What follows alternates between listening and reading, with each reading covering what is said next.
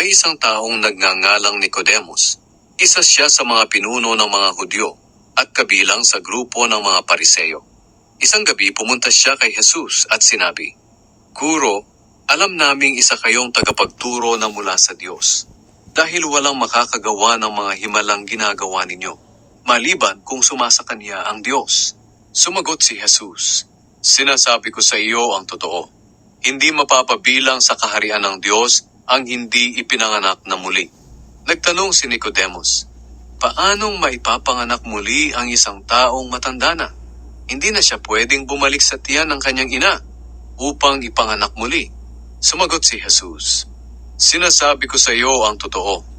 Hindi mapapabilang sa kaharian ng Diyos ang hindi ipinanganak sa pamamagitan ng tubig at banal na espiritu. Ang ipinanganak sa pamamagitan ng tao ay may pisikal na buhay. Ngunit ang ipinanganak sa pamamagitan ng banal na espiritu ay nagkakaroon ng bagong buhay na espiritual. Kaya huwag kang magtaka sa sinabi ko sa iyo na kailangang ipanganak kayong muli. Ang hangin ay umiihip kung saan ito gusto. Naririnig natin ang ihip nito, ngunit hindi natin alam kung saan nanggagaling o saan pupunta. Ganoon din ang sino mang ipanganak sa pamamagitan ng banal na espiritu." Nagtanong si Nicodemus, "Paano pong mangyayari iyon?" Sumagot si Jesus, "Isa kang tanyag na tagapagturo sa Israel, pero hindi mo ito alam? Sinasabi ko sa iyo ang totoo. Ipinapahayag namin ang nalalaman at nasaksihan namin, ngunit hindi ninyo tinatanggap.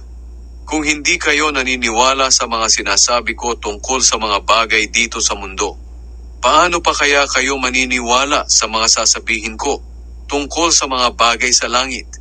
Walang sino mang nakapunta sa langit maliban sa akin na anak ng tao na nagmula sa langit." Sinabi pa ni Jesus, "Kung paanong itinaas ni Moises ang ahas na tanso sa ilang, ay ganun din naman ako na anak ng tao ay dapat ding itaas, upang ang sinumang sumampalataya sa akin ay magkaroon ng buhay na walang hanggan.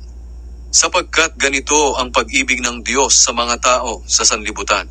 Ibinigay niya ang kanyang bugtong na anak, upang ang sinumang sumasampalataya sa kanya ay hindi mapahamak, kundi magkaroon ng buhay na walang hanggan.